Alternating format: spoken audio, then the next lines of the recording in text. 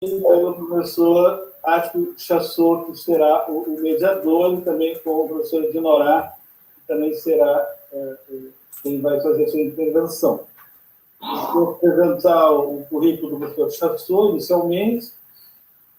Ele foi licenciado em Química pela URG, mestre em Educação, doutor em Ciências Humanas, foi professor da carreira, chegando titular, hoje aposentado, Instituto de Química, e pós-doutorado na Universidade Complutense de Madrid.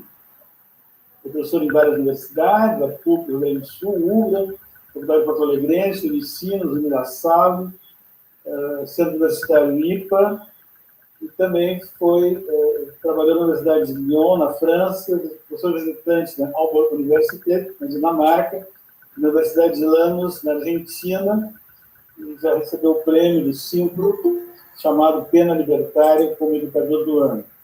Atualmente, ele é professor de doutorado na Rede Amazônica de Educação em Ciências e Matemática e professor visitante na Unifesp.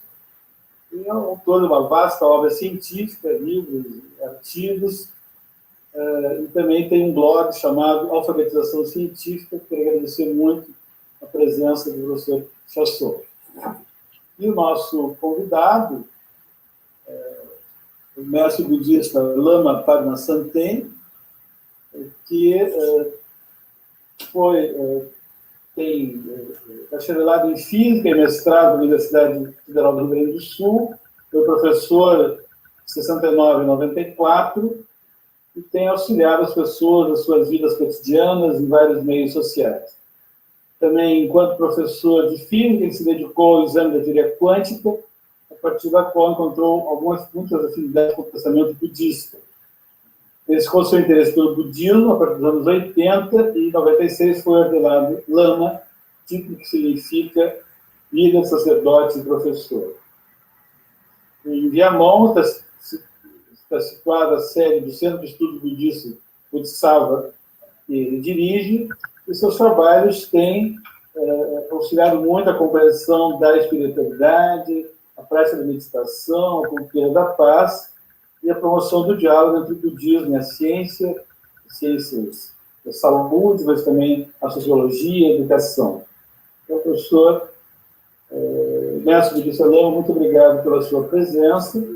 Eu daria, então, inicialmente, a palavra à professora Ednorá para fazer uma breve apresentação. Oi, o Chassot não está presente? Sim, mas eu queria lhe dar a palavra primeiro. Sim, dizer para a Beline, para o nosso colega Beline, nosso Lama, que esta é uma iniciativa de um grupo de atividade que é ligado aos aposentados, aposentados da URGS, que se chama Ciência, Espiritualidade e Práticas Sociais. Eu vou passar a palavra para o Chassot. Ele está por aí, eu não estou vendo o Chassot? Está aqui. Então, passa a palavra para ele. Oi, Chassot. Senhor. Eu queria começar dando um boa tarde a cada uma e a cada um, aqueles que nos assistem e aqueles que estão agora mais perto de nós.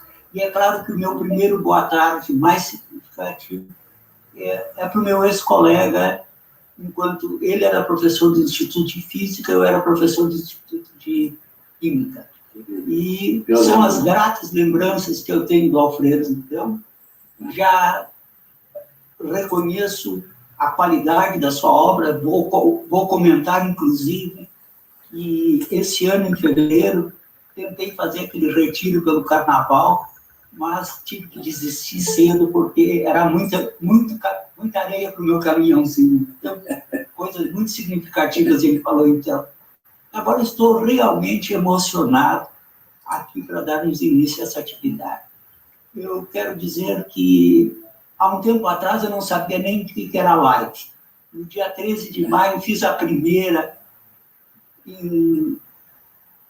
no Ceará, e hoje essa que é a minha número 52. Então, 3 meses tudo isso. Então, é muito importante para nós estar aqui.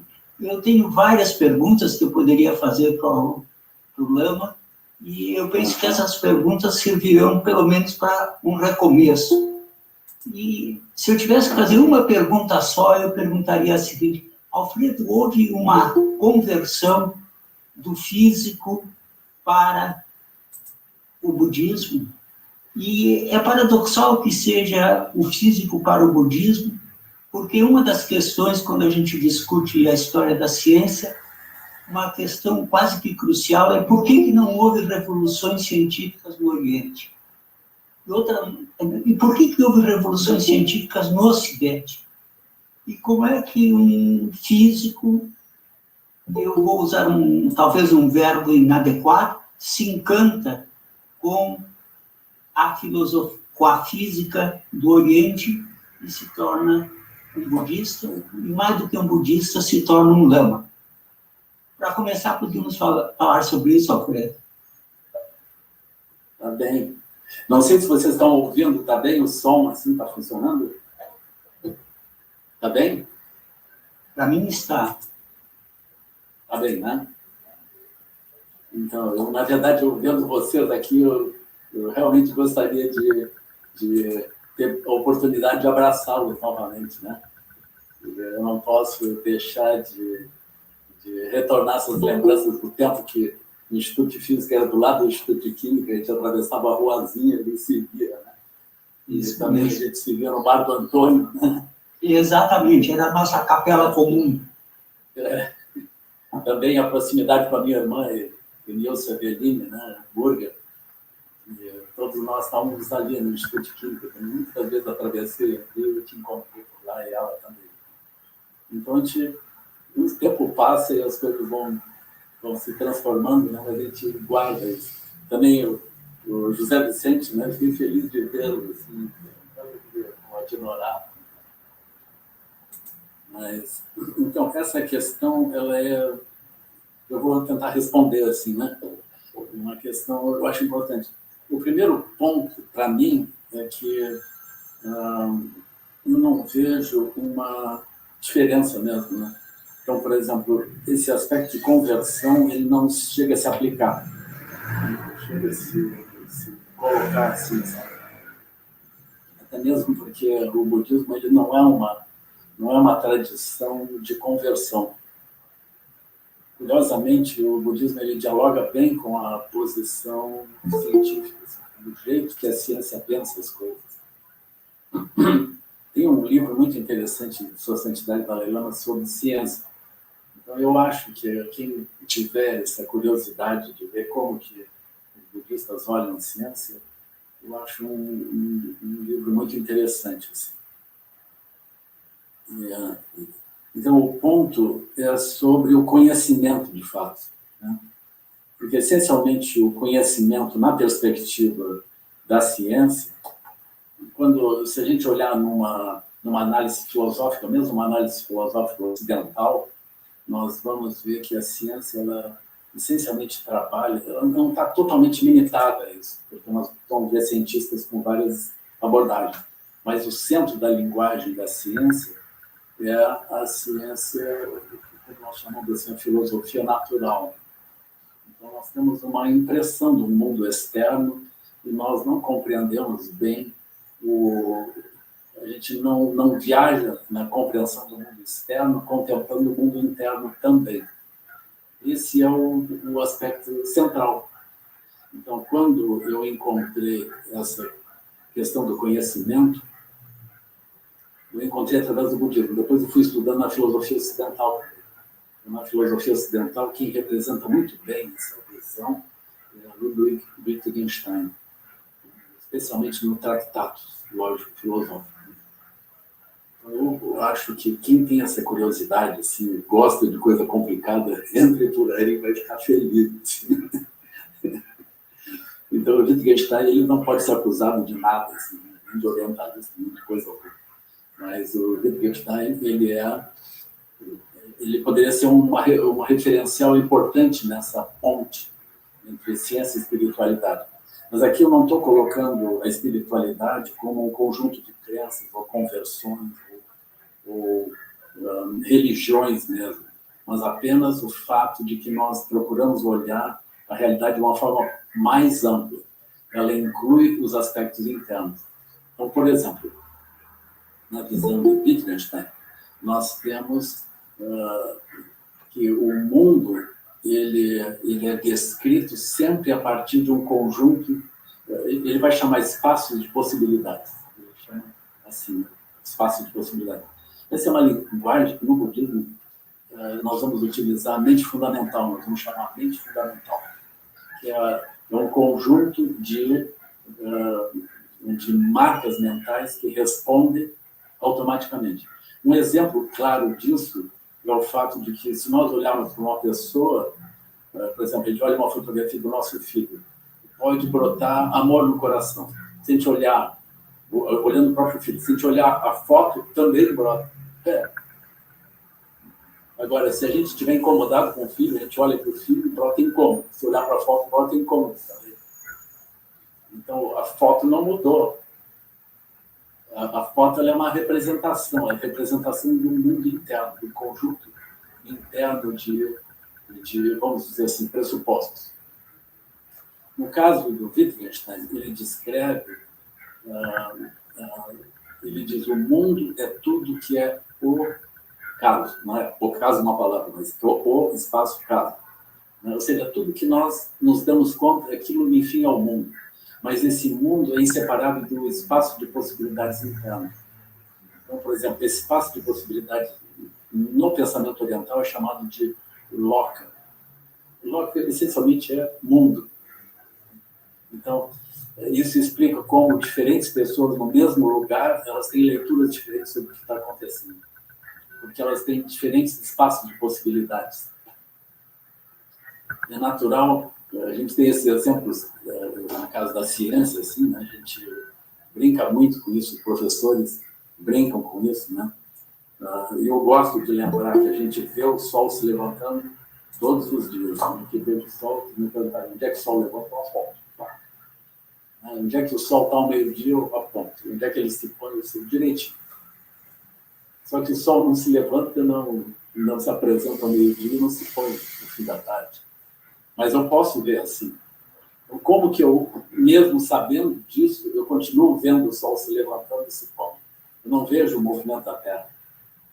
Eu vejo o sol se movimentando. Então, esse ponto, ele é trabalhado nessa contemplação do mundo interno. Ou seja, como que o mundo...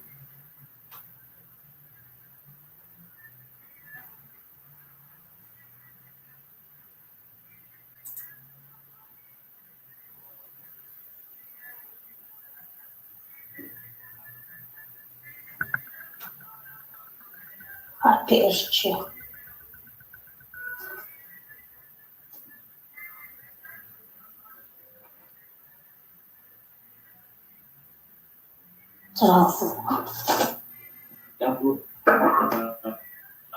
Como um antropólogo olha diferentes culturas.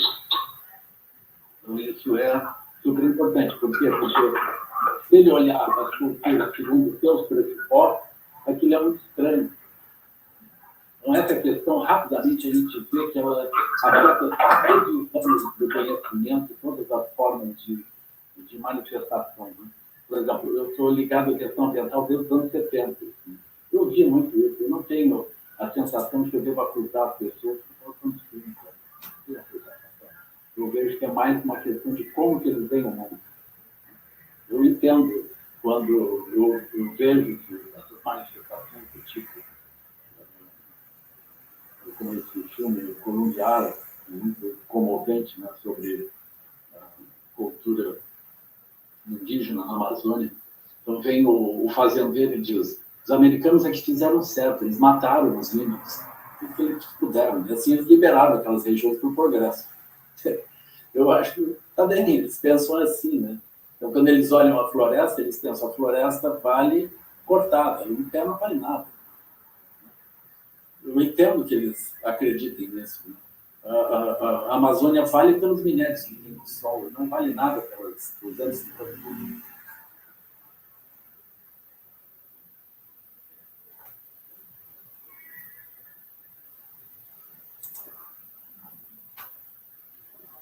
Poxa, gente. A internet dele está travando.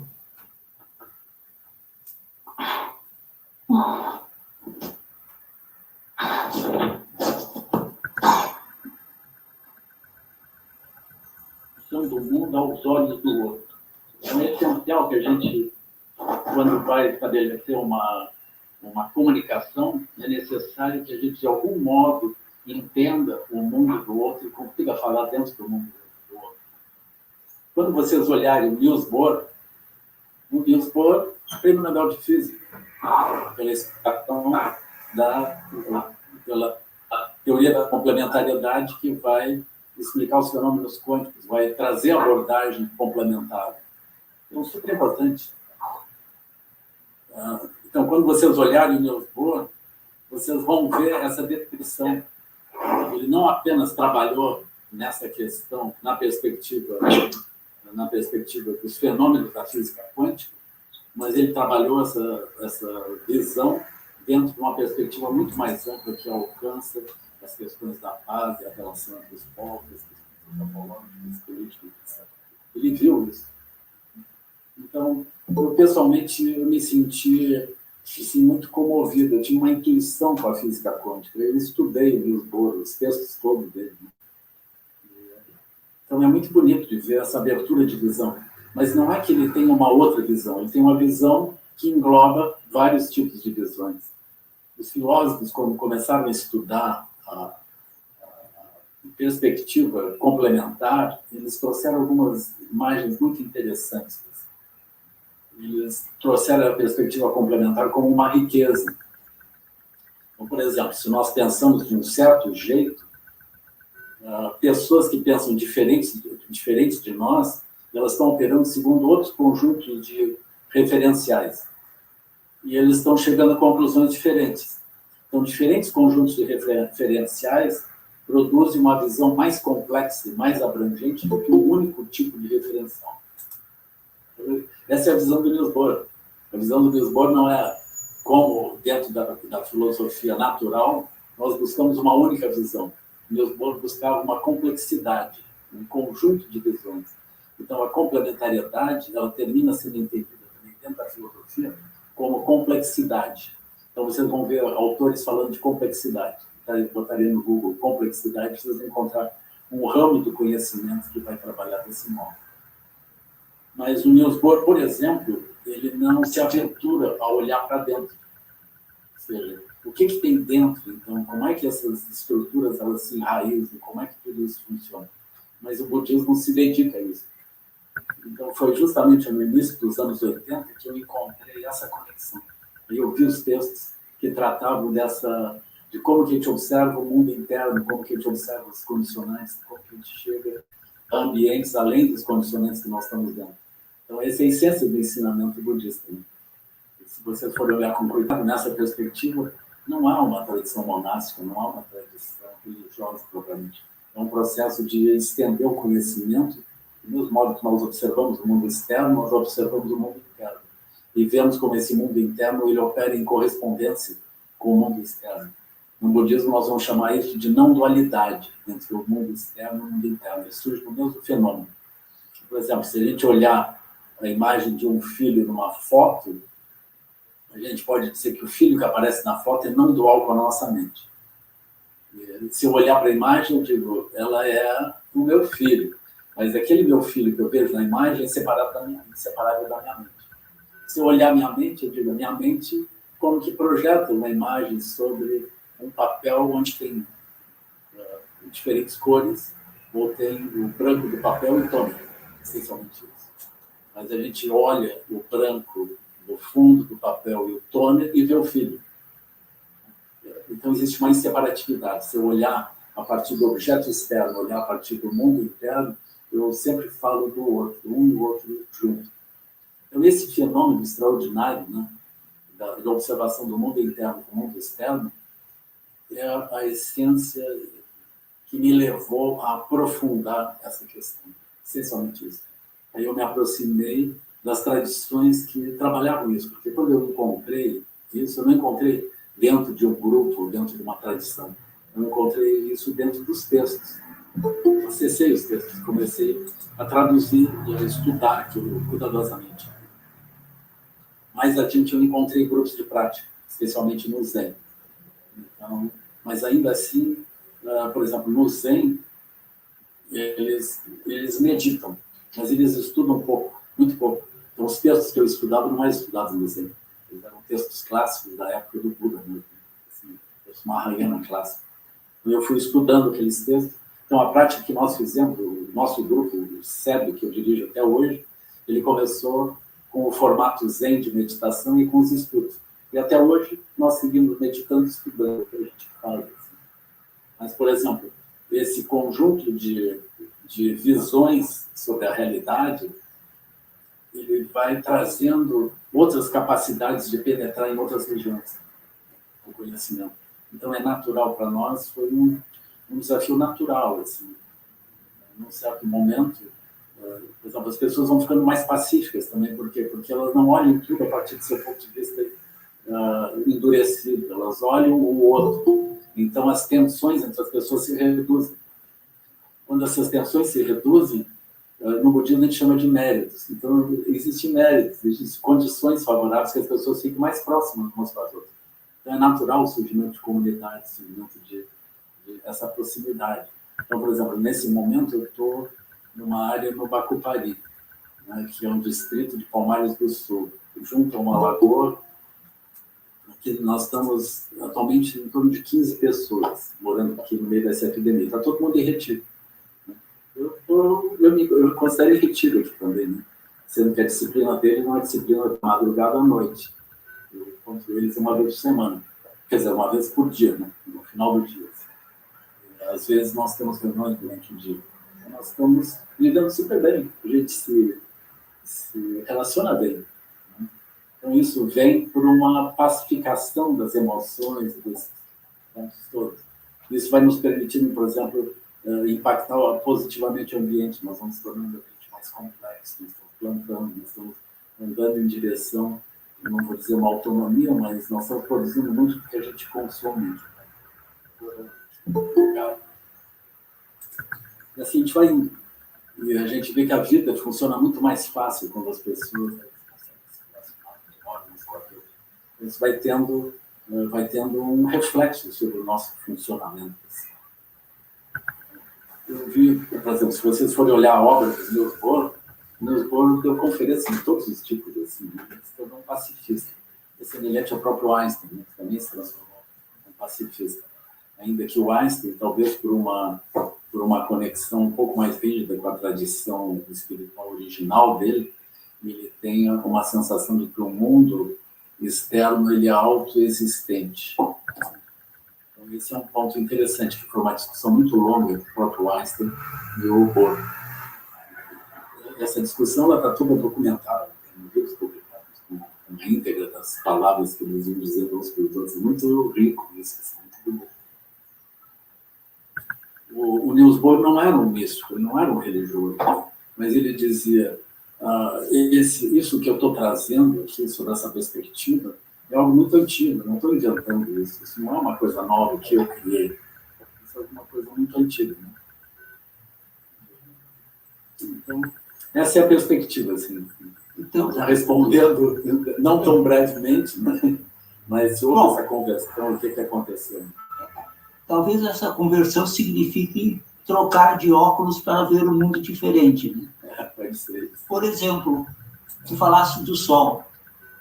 Não ficaria, parece que não ficaria elegante eu chegar, amada minha, vamos ver a Terra se inclinar de tal maneira que ela oculte o Sol. Não, vamos ver o pôr do Sol. Né? Quer dizer, somos aristotélicos e copernicanos quase que ao mesmo tempo.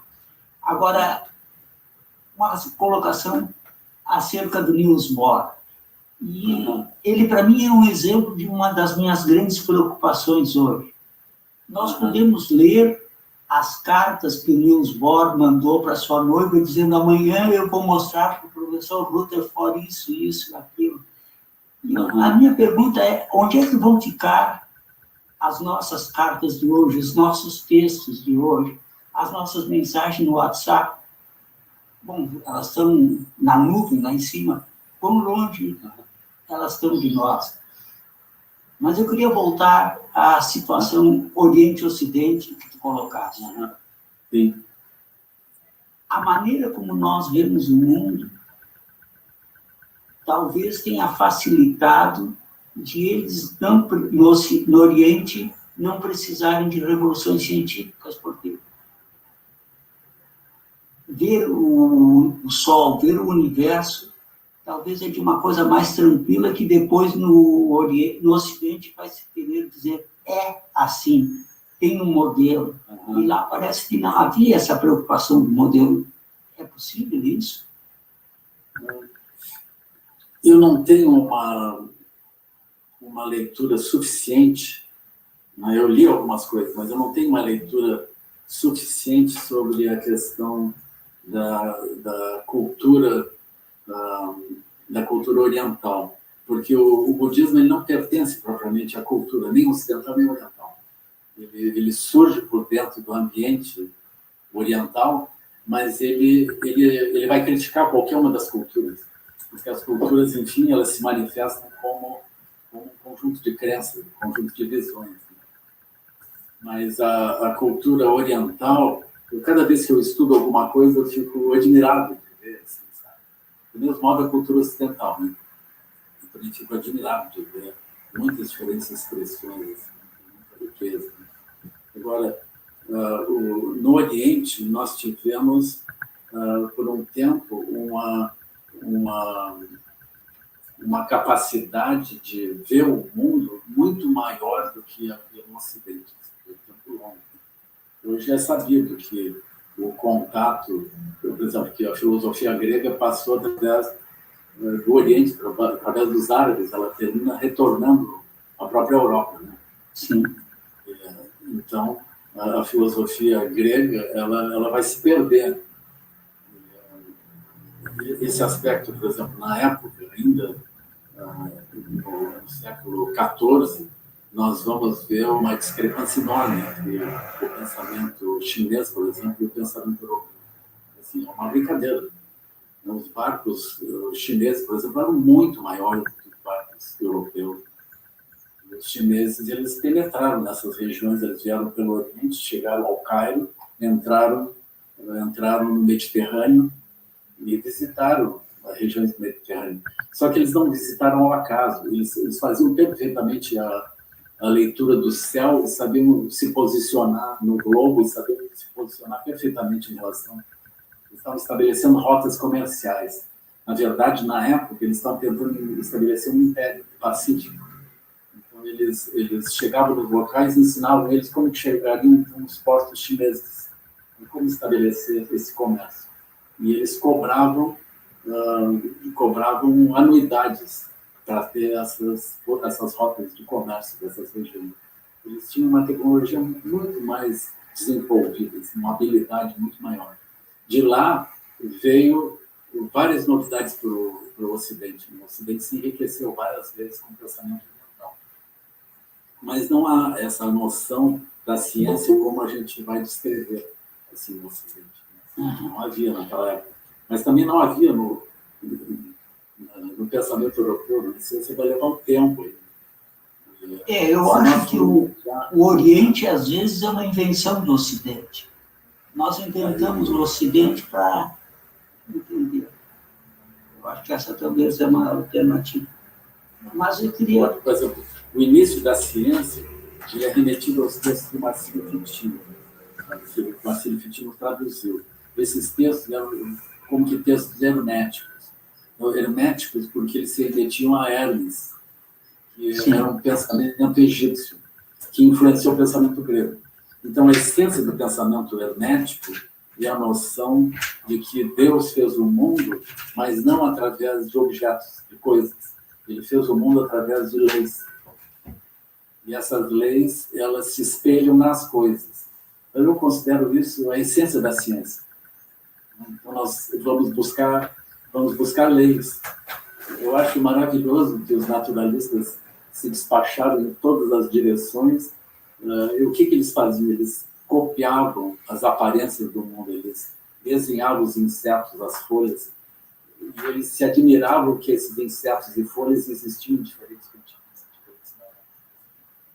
Então, esse ponto ele foi muito curioso. É um tempo em que as coisas, elas aparentemente não surgem por acaso, mas se nós encontramos diferentes seres em diferentes continentes e eles têm uma semelhança, eles têm uma proximidade, é porque provavelmente Deus fez as coisas segundo leis e não segundo coisas em si.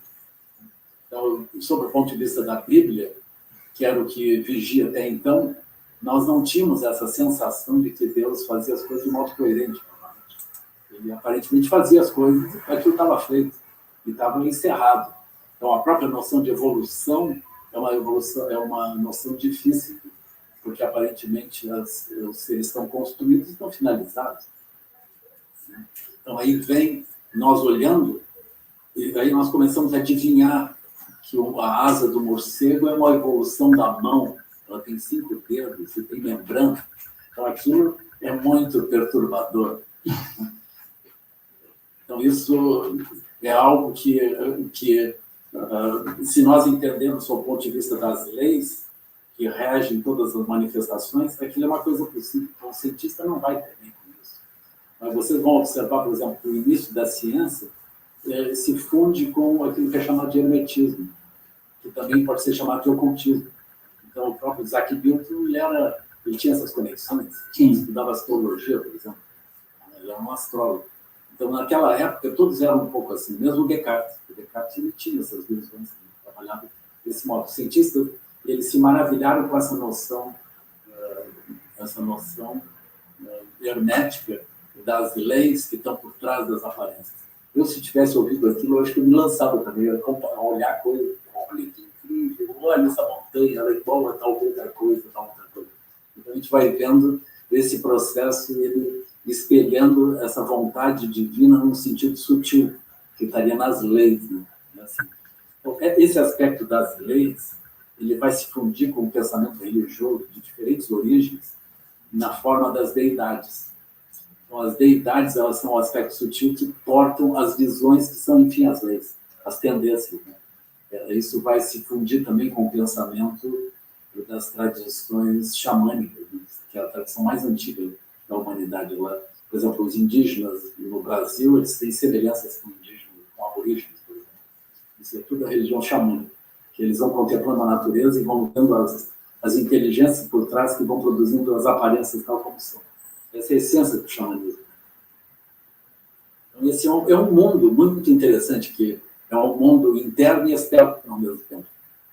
Esse hermetismo que tu trazes, o Hermes Trismegisto, na química é central, toda a alquimia é marcada por esse hermetismo.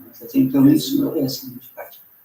Agora, tu fizeste, mais uma vez, referência a Deus. Esse Deus, o budismo não sendo uma religião, como é que é essa história de ateu e Deus para um budista? No caso do budismo, eu estou aqui usando a expressão Deus porque ela foi usada naquele tempo. Sim. Isso, por exemplo, nós estamos dentro de uma abordagem judaica, que essencialmente, a gente podia dizer, uma abordagem semítica, né? Porque ela inclui os cristãos, inclui os judeus e os islâmicos. Sim, as 13 religiões abraâmicas, né? Isso, eles estão falando de Abraão, estão falando de Caim, de Adão, eles vão falando disso, tanto os islâmicos quanto os judeus, a mesma base, né? E eles trabalham com essa noção de Deus criando o mundo, né? Mas ela também está presente na visão guarani, né? Mas é um pouco diferente. Mas no budismo não está aí, não está nesse aspecto. Porque esse aspecto, na perspectiva budista, essas várias manifestações desse tipo, elas estariam no nível sutil. O budismo trabalha naquilo que é o sutil e o secreto. Então, o budismo tem várias deidades, mas nenhuma delas é Deus. Então, por exemplo, nós temos várias deidades no pensamento grego, mas nenhuma delas se assemelha a Deus Todo-Poderoso na abordagem semítica. É a diferença do monoteísmo para o politeísmo, no caso. Mas isso não é... Essa noção de monoteísmo e politeísmo, é uma noção da perspectiva abraâmica. Sim. Essa é a expressão. Na abordagem, por exemplo, na abordagem hindu, nós vamos encontrar uma vastidão de deidades. Mas eles não se atrapalham. Por quê? Porque todas as deidades são expressões de uma única deidade. Inclusive uma virgem dando um Deus. Assim, então, esse é o ponto, né? Então, tem um aspecto último, né? Tem um aspecto último. O budismo ele vai trabalhar com esse aspecto último. E ele olha a multiplicidade de aparências e também de religiões como expressando o aspecto sutil. Então, o budismo ele não vai se opor, mas ele vai partir de uma observação. Essa observação é assim. Por exemplo, nós temos a possibilidade de nos conectarmos com Jesus Cristo, com o profeta Maomé, e com muitos diferentes profetas e muitos diferentes deuses, também de diferentes tradições. A pessoa pode sentir isso, ela pode perceber como é que aquilo funciona direitinho, e ela pode sentir, bom, isso sou eu.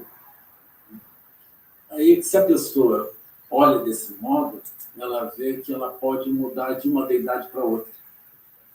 No caso do panteão grego, a pessoa vai dizer, bom, eu estava sob o efeito de... E aí ela vai citar Palas Atena, vai citar Afrodite, e vai citar diferentes deidades que explicam o seu comportamento. Então, esse ponto ele é muito interessante, porque ele vai não só influenciar a nossa psicologia, mas ele vai produzir a base que nos permite compreender o pensamento budista. Então, no pensamento budista é assim, existe uma deidade maior que todas essas deidades. Qual é a deidade maior? E a liberdade natural que nós temos de ficar sob o efeito de uma ou de outra, ou escolher qual a deidade que nós vamos utilizar, ou seja, qual a inteligência que nós vamos utilizar. Não existe uma região silenciosa que não é nenhuma dessas tendências. Esse é o aspecto primordial no budismo. Até porque não existe dogma, né? Não, o budismo não opera com dogma, ele opera observando. Pois é, por isso faz a diferença. Mas aí, por exemplo, nós não somos nenhuma das deidades que a gente pode se manifestar como. Nós somos a liberdade de manifestação, que é silenciosa. E isso é colocado como um espaço aberto e lúcido. É uma abertura lúcida. Que eu acho que se aproxima com o ideal do cientista. O cientista gostaria de ter uma abertura lúcida diante das aparências. Mas ele termina adotando um modelo. Ele adota um conjunto de referenciais segundo os quais ele olha. E aí a realidade surge como, no budismo nós diríamos, como a mandala daquela deidade. Então tem um tipo de inteligência, eu explico tudo segundo aquele tipo de inteligência. Tudo que eu olho, eu tento conectar daquele modo, e vejo daquele modo. Como uma pessoa imersa numa cultura olha desse modo, né? Olha tudo e explica tudo segundo aquela cultura. Por exemplo, no Ocidente, hoje, nós temos uma visão do planeta. O maior problema dessa nossa visão, a qual nós não conseguimos sair, é que ela vai levar à destruição do planeta. A destruição da possibilidade de vida humana dentro do planeta.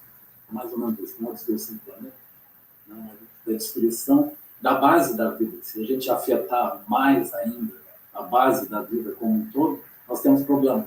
Mas nós não conseguimos sair disso. Por quê? Porque nós estamos com uma visão presa, é o aspecto sutil. No budismo é muito claro, nós estamos com a visão presa, mas ela não está verdadeiramente presa. A base da nossa visão é muito ampla. Se a gente trouxer a ciência, por que hoje a ciência está sendo criticada por muitos grupos neopentecostais? Porque eles têm visões acabadas. Eles não permitem que alguém chegue diante das coisas e desconfie daquela aparência.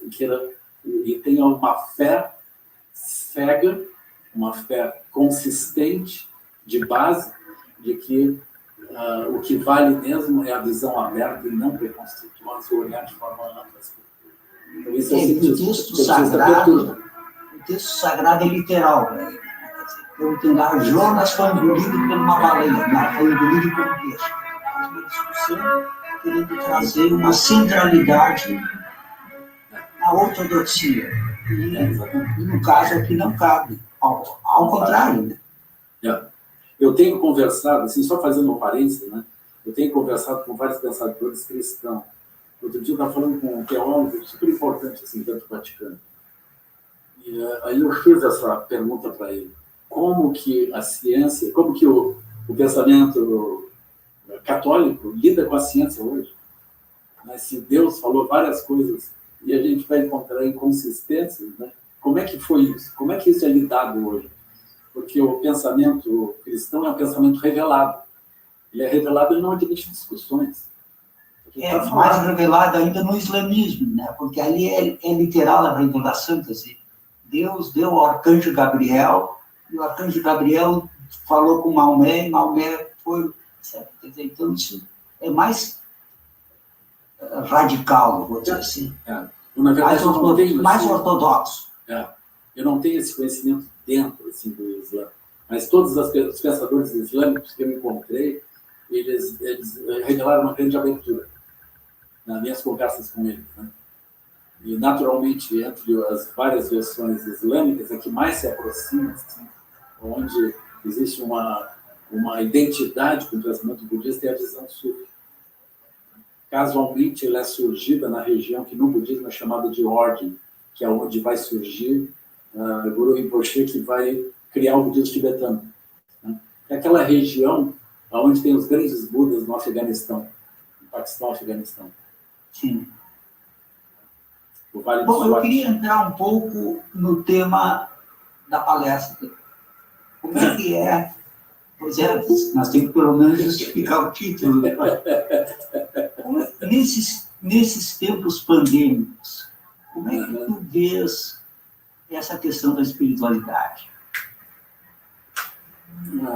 Eu acho interessante, assim, né? Por exemplo, uma das coisas que eu posso dizer, né, é quando a gente ultrapassa os pensamentos fixados. Eu gosto disso. Então, vamos olhar os jornais em novembro, dezembro de 2019. Ninguém viu a pandemia. Né? Não. Deixa claro isso. Todo mundo tinha visto 2020 de um outro jeito. Eu gosto disso, sabe?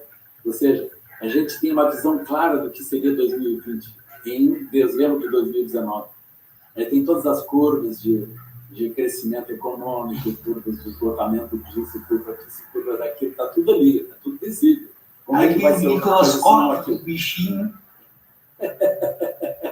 Pelo poder não tinham combinado com o bichinho. Eu acho isso muito, muito bonito, né? A gente vê o limite da visão, porque isso é o que a gente chama de bolha no budismo. Essa é uma bolha completa, está tudo explicado. Está tudo explicado. Só que a gente não combinou com os outros. Saiu da linha. Agora, aquela coisa que se diz, só se lembra de Santa Bárbara quando troveja. Parece que, eu não sei, está acontecendo isso, as pessoas nesse período se estão tornando mais religiosas. Eu não sei, mas eu acredito que o fato que elas não conseguem agora ter uma segurança sobre o que vai acontecer é algo que pode verdadeiramente se transformar em alguma coisa mais profunda para muitos. Eu acredito que para outros vai reforçar visões apocalípticas que circulam assim, né, entre os fake news que estão surgindo assim, por todo lado. Né? Nós vamos encontrar grupos pentecostais dizendo, olha, Jesus está chegando, o mundo está explodindo. E tem alguns grupos que eles acham que é melhor explodir tudo mesmo, porque aí Jesus volta. E tem outros que são tão... Tem pastores que são tão radicais que dizem, se eu escarrar na tua boca, tu vais estar livre do vírus. Quer dizer, então, essa é dolorosa. Eu acho que nós estamos muito numa república teocrática nesse aspecto. Eu acho que sim. Eu acho que nós estamos numa... O Ocidente inteiro está muito preso às visões sectárias. Né? Nós continuamos lutando, excluindo outras visões. A gente não consegue lidar com outras visões. Já nem é uma questão geográfica. É assim, as culturas dos povos da Terra, elas continuam excluídas, elas não são entendidas, não são vistas. Elas estão na América do Norte, estão no Círculo Polar, elas estão na Europa, elas estão por todo lado, mas elas não são entendidas. Aí as culturas africanas também não são entendidas nem respeitadas, e nem os orientais, e nem... Sei, assim, eu acho que o povo americano, por exemplo, hoje, os próprios americanos nos Estados Unidos, eles estão sob pressão de uma visão econômica. Eles estão pressionados. Se vocês olharem, é que essas análises elas não são feitas. Né? Vocês entrem no site da Organização Mundial da Saúde e vejam as taxas de suicídio em diferentes regiões. Vocês vão ver, tem muito mais suicídio nos Estados Unidos que na África, por exemplo. Eu acho que isso deveria ser explicado. Pergunta para ele, como é que vocês explicam isso? Isso não é a sociedade da felicidade? Aí uma pergunta para fazer hoje de noite, tem um debate dos dois. Você podia se perguntar isso. E aí, o que deu errado aí, pessoal? Quanto que cada americano dispõe financeiramente e quanto que cada africano dispõe financeiramente? Por que os africanos então não se matam? Aí, aquela região do Saara, ali as pessoas não se matam. Chassô? Sim. Eu estou não preocupado, tentando para o tempo e para os organizadores da técnica aqui, como é que a gente faz para que se tenha acesso a comentários ou perguntas. E eu também queria já, pegando-se ao momento das perguntas, participação do pessoal que está assistindo, Lama, como é que tu vês como homem, como professor, como o ser Lama Veline, pai, esposo, filho, como é que tu podes, o que tu pode dizer a partir também da tua experiência e conhecimento sobre o sofrimento humano? Nesta pandemia, em que a gente vê os pais morrendo, os filhos morrendo, a morte, como é que tu pensas a morte, como é que tu pensas o sofrimento humano? Alô? Eu acho, assim, por exemplo, a morte, na perspectiva budista, é melhor que a gente explique para os budistas, sabe? E as outras tradições, as outras pessoas, eles têm que lidar com a morte na perspectiva dela. Mas E, de algum modo, eu você cheguei vai ajudar. a eu acabei contratando outro. Assim, mas, na perspectiva budista, por exemplo, para os budistas, a vida e a morte, elas são aspectos da vida. Então, essa é uma forma como muitas vezes os mestres explicam. Então, por exemplo, quando nós estudamos internamente o fenômeno da morte, do morrer, e olhamos internamente o fenômeno da vida, na vida nós temos visões, na morte nós temos visões.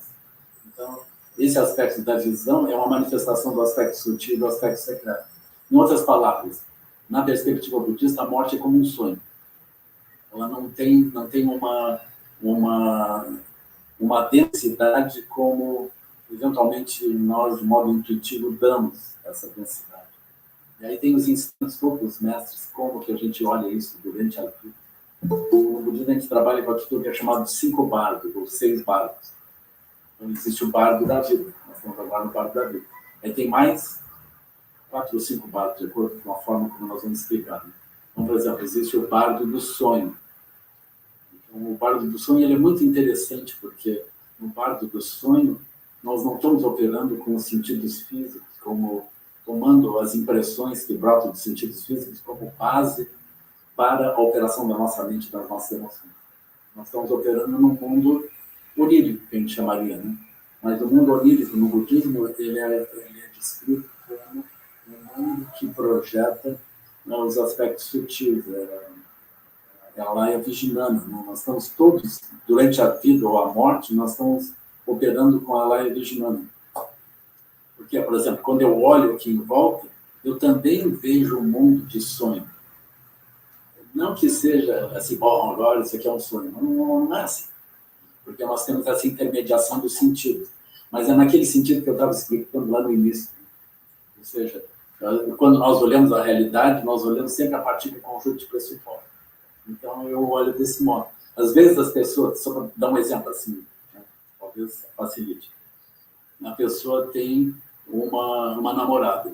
Então, durante um tempo, ele teve aquela namorada. Aí passou o tempo, aquela relação terminou, a pessoa está vivendo a vida de um outro jeito. Ele pode dizer, bom, aquilo foi um sonho, aquilo não foi verdade, aquela pessoa que eu pensei que era, não era assim, era uma outra coisa. Hoje eu vejo como é que era. A pessoa pode pensar desse modo, né? Mas quando a pessoa vivia aquilo, ela não tinha uma sensação de sonho, tinha uma sensação densa. Mas quando nós analisamos com cuidado quais são os referenciais que nós tomamos, né? Vamos pensar as eleições, né? As pessoas, um mês depois dos candidatos assumirem, os candidatos eleitos assumirem, ou um ano depois de dizer, uau, não era aquilo, né? Então a gente se dá conta de como é que as coisas são, né? Então esse é um ponto importante, mas como que a gente viu naquele tempo? Aquilo parecia muito denso, muito claro, não era. Então é nesse sentido que nós operamos sempre dentro de sonhos, nós operamos dentro de realidades que têm crenças, elas não têm uma base sólida, mas nós temos uma sensação daquilo. Então essa é a identidade entre a vida e o sonho à noite. Quando, por exemplo, nós meditamos, isso é considerado o terceiro bardo da meditação. Nós também entramos num tipo de realidade específica, que é também parecida com um sonho. A gente pode aspirar no meio daquilo, ultrapassar os sonhos, mas, de modo geral, a gente apenas, eventualmente, consegue ampliar a visão, a gente não consegue ultrapassar isso. Aí nós temos o bardo da morte. O bardo da morte é quando, no budismo se diz, quando os médicos não adiantam mais, quando os curadores não funcionam mais, todo mundo já fez todas as preces que tinha para fazer e não está adiantando, então nesse momento a pessoa se aproxima do bardo da morte.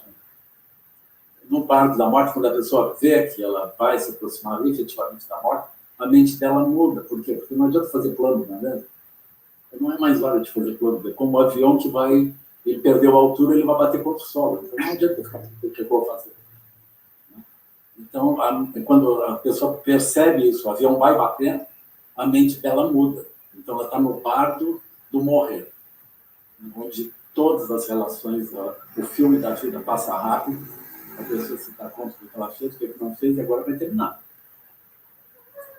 O sofrimento... Mas aí podia pensar, bom, aí terminou. Aí, quando a pessoa pensa, bom, terminou, não terminou. Por quê? Porque a mente que não opera a partir dos sentidos físicos, ela segue operando. Então, nós seguimos tendo impressões. Eu diria que a maior parte das tradições religiosas concordaria com isso, porque, por exemplo, no pensamento abraâmico, as pessoas vão para julgamento, né? Ou seja, tem um pós, né? Tem uma continuidade aqui. No sentido budista, a pessoa, posteriormente a isso, ela tem o que é chamado o bardo pós-morte, que é um conjunto de imagens também que brotam na mente dela, e ela, a partir desse conjunto de imagens, ela também reage como que dentro de um sonho. Dependendo de como a pessoa opera, ela tem referenciais semelhantes aos referenciais da vida. Então, o período posterior à morte é semelhante aos lugares onde ela também via. Do mesmo modo que o sonho à noite é semelhante. Mas a pessoa tem a oportunidade de ter uma clareza realmente nessa passagem. E o nosso sofrimento, o sofrimento humano, o nosso sofrimento, estaria dentro dessa lógica? O sofrimento está dentro dos 5 bardos. Então, nós estamos no bardo da vida, nós temos expectativa sempre. Então, isso é estudado por aquilo que é chamado de 12 elos. Então, é uma psicologia delicada, assim. Então, a gente observa como é que a gente opera com o olho, e como os olhos fazem contato com as coisas, como que a gente gosta ou não gosta, ou tem indiferença, como brota disso desejo e apego, fixação às coisas, como nós fazemos muitas ações subsequentes baseadas em fixações, e como nós nos identificamos a partir dessas ações, dessas fixações, nosso sujeito como um eu. Esse eu, ele está enraizado, ainda que ele seja um eu construído, ele está consolidado. Esse eu vai querer, no final de um jogo, agredir os torcedores do outro time. Então, o nosso sofrimento ele pode acontecer com coisas completamente ilusórias, mas ele surge como se fosse vital. As pessoas se matam. A pessoa mata a família e depois suicida. Se ele tivesse a oportunidade de sair daquela bolha de realidade, ele não matava ninguém e nem suicidava. Mas ele está preso no universo mental. Então, esse universo mental, ele diz, eu sou isso. Aí ele explica para o outro aquilo. Ele explica por que ele tem que matar e morrer. Então, isso é o sofrimento humano. Existem dois tipos de sofrimento humano na perspectiva budista. O sofrimento não só do ser humano, todos os seres passam por isso. Os animais passam, eles são territorialistas, eles têm uma série de fixações. Mesmo as plantas se defendem. Mas quando nós estamos presos dentro desse ambiente, é inevitável o sofrimento. Então, o sofrimento são dois tipos. O primeiro é um sofrimento assim, do tipo, eu estou com fome, estou com sede, estou cansado, eu estou machucado. Esse é um sofrimento. Esse é fácil de resolver. Mas existe o sofrimento que é chamado grande sofrimento. O budismo está especialmente ligado àquilo que é chamado de grande sofrimento. Ou seja, ele se propõe a ser o remédio para o grande sofrimento. O grande sofrimento é essa estrutura, onde nós nos apegamos em coisas aqui, sofrendo, depois nos apegamos em outras e sofrendo. É a situação conjuntural toda, onde nós surgimos e nos atrapalhamos. Então, o sofrimento colorado, por exemplo, é ligado ao jogo de futebol, o resultado do jogo.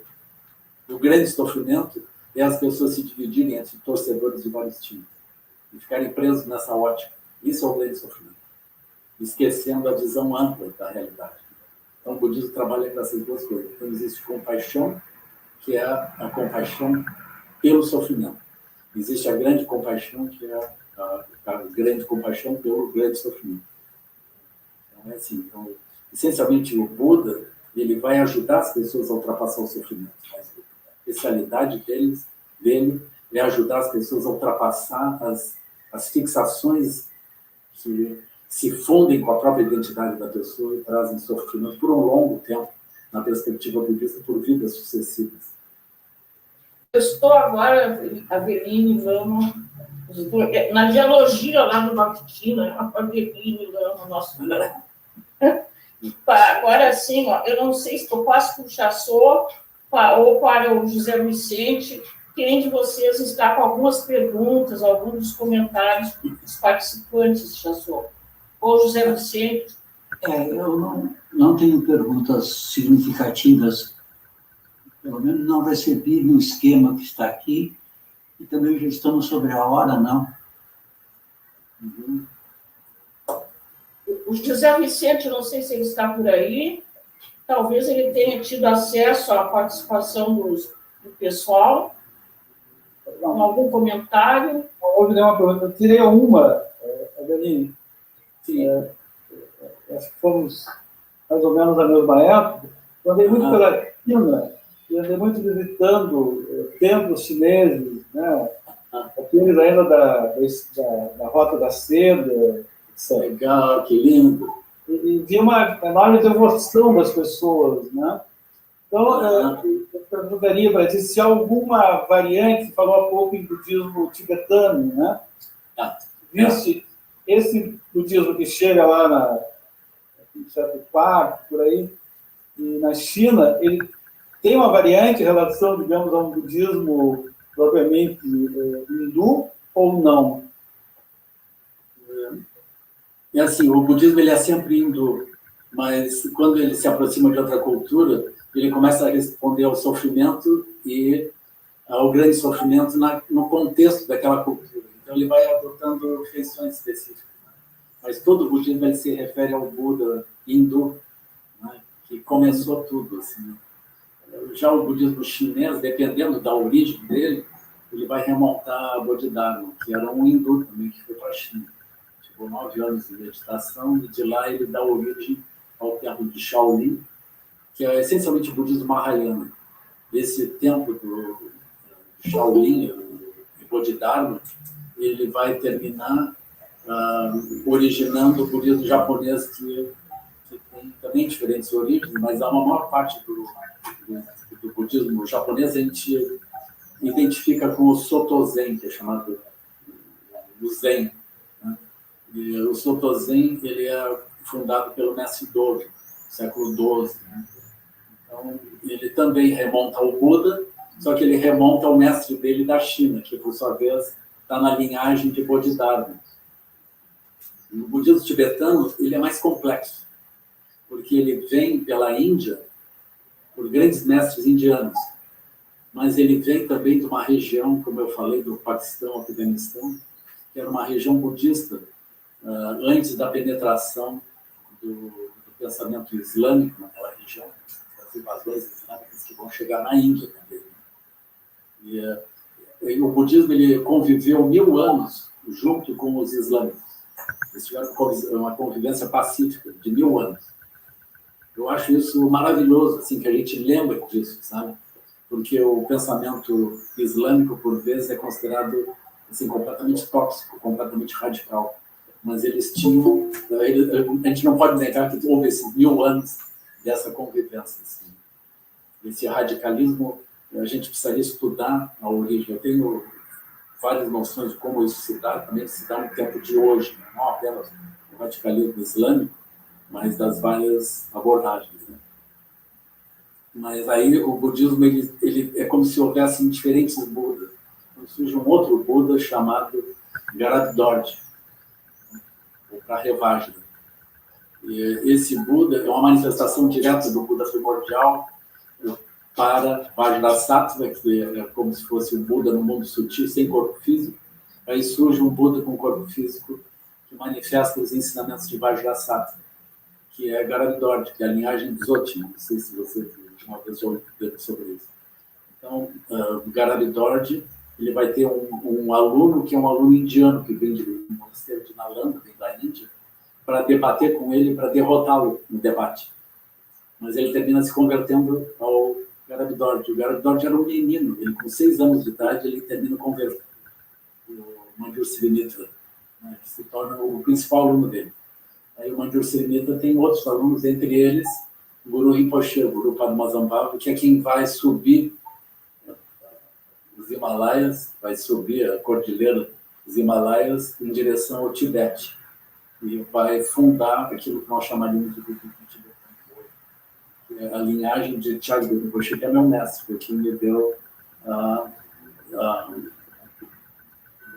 designação de lama. Eu queria encaminhar, se possível. Oi, Alfredo, tem uma pergunta. Tem uma outra pergunta. É só que eu quero encaminhar depois para o encerramento, porque há 3 participações aqui. E uma diz assim, ó, a Georgina Bucco, grande gremista, Lama. Olha aí, grande gremista, Lama. E há mais 2 aqui, como a do pessoal que está participando, eu não sei quem é que disse que não vi daqui, mas assim, a Maria da Graça Gomes Paiva disse: boa tarde, um grande abraço aos colegas, parabéns ao Lama. Disse que ela tinha que outro compromisso, teria que sair. Manzara é o Ara, como é que se diz? Espaço, como espaço Ara. Boa tarde a todos. Uma pergunta: como vê a possibilidade de uma conciliação entre o pensamento científico e religioso? César Zen. Está aqui colega. Tudo bem? Um abraço. Dá para a Mônica aí também. Estamos aqui, estamos meio mudando de Porto Alegre para Garopaba. Tem que mudar. A minha pergunta é o quê, né? É ele que está falando? Com eles, vocês aí, Garopaba. César, eu apareço convidado aí, porque o meu grupo, é o e-mail do meu grupo. A minha pergunta é a seguinte, Alfredo: eu tenho retornado ao ler e reler um livro que eu gosto muito, do Humberto Eco, do Carlos Maria Martini, famosos os dois, um religioso e outro ateu, que é aquele livro Entre Creem e os que Não Creem. Agora eu estou aprendendo italiano, estou lendo em italiano mais uma vez. Que maravilha. E eu sempre volto à mesma questão recorrente, mentalmente, que diz exatamente se está relacionada com esse aspecto dos conflitos históricos entre ciência e religião. E a minha pergunta, para te ouvir, algumas respostas que já me desse, mas eu gostaria de retornar a esse tema, é a seguinte: tu enxerga uma conciliação entre essas visões religiosa e científica? Como é que tu vês isso? Na verdade, eu não vejo contradição, sabe? Eu não vejo propriamente uma contradição. O que eu vejo é assim, a ciência não olha, ela não olha em primeira pessoa a si mesma. Por exemplo, vai estudar psicologia, vai estudar estatisticamente, as pessoas se comportam assim, os animais se comportam de outro modo, olhando assim. Mas não há uma descrição de como tu pode parar, e do mesmo modo que tu observa o mundo externo, tu começa a observar o mundo interno. Então não tem isso. Então é como se faltasse esse pedaço. Só isso. Mas vários filósofos e vários psicólogos atravessaram esse mundo. Entraram nisso com uma linguagem limpa ou com uma linguagem figurada. Né? Então nós vamos encontrar o Jung, por exemplo, ele penetra nessa região. Mas ele penetra com uma linguagem figurada, retornando aos mitos. Mas Wittgenstein, por exemplo, penetra com uma linguagem super rigorosa, uma linguagem científica. Ele é um engenheiro, né? Então ele entra com uma linguagem de engenheiro, assim. Você imagina um engenheiro fazendo filosofia, ele começa 1.000, 1.001. Ele numera todas as frases, todas as ideias, de ponta a ponta. Belíssimo. No final, porque ele está propondo a visão aberta dos pressupostos. Então, quando ele chega no final, ele diz assim, isso no Tractatus, né? Ele diz, tudo que pode ser pensado, vocês imaginem como uma mancha sobre uma superfície. O que pode ser pensado é o que pode ser alcançado pelo pensamento. Isso não importa para nós. O que nós precisamos é aquilo que vai além do que pode ser pensado. Eu acho isso maravilhoso, assim, do ponto de vista científico. Porque a ciência, ela vai além do que pode ser pensado. Mas e entre os crentes e os não crentes? Como o caso de Martini e de Eco. Entre os que creem e não creem. Entre os que não creem. Por exemplo, todos os que creem fixados no que eles creem de uma forma que não é uma forma aberta, o melhor que poderia ser feito é chegar no ponto em que se entende que a partir daquele conjunto de crenças e fixações tu consegue acessar certos mundos, mas tem outros mundos que tu não acessa. Então ele teria que chegar e mostrar para eles outros mundos que eles não conseguem acessar. Eles não conseguem entender como é que as formigas funcionam, ou como é que os guaranis funcionam, ou como é que os aborígenes funcionam. E aquilo dá certo há não sei quanto tempo. Eles não conseguem entender como é que nós temos 5.000 anos de cultura, eu ia dizer cultura gaúcha. Não é tanto.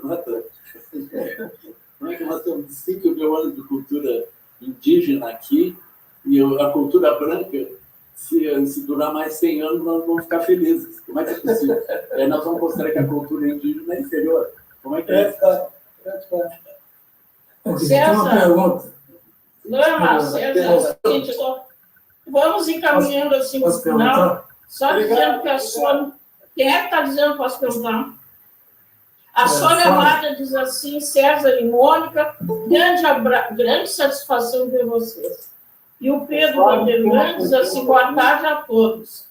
Eu vou passar aqui para o Chassot. Chassot está... A Virgínia diz assim... Posso fazer uma perguntinha? A Virgínia diz que não está falando, quem não está falando, fechar o microfone. Desculpa, eu estou um pouco rouco. O Flávio é um grande prazer. É um grande prazer te ver e te ouvir. Tão longe, tão perto. Quem está falando? Flávio Orovitz. Que prazer. Nós tivemos muitas conversas, né? Eu me lembro de sem dúvida. Falando sobre o Niels Bohr também. Então, eu queria te perguntar uma coisa. É a seguinte. O budismo como observacional. Você falou. As perguntas do Flávio nunca foram simples. Não, eu sempre gostei de conversar com você. Versus o budismo chamado Mahayana, você citou um grande veículo, que seria, por pouco que eu sei,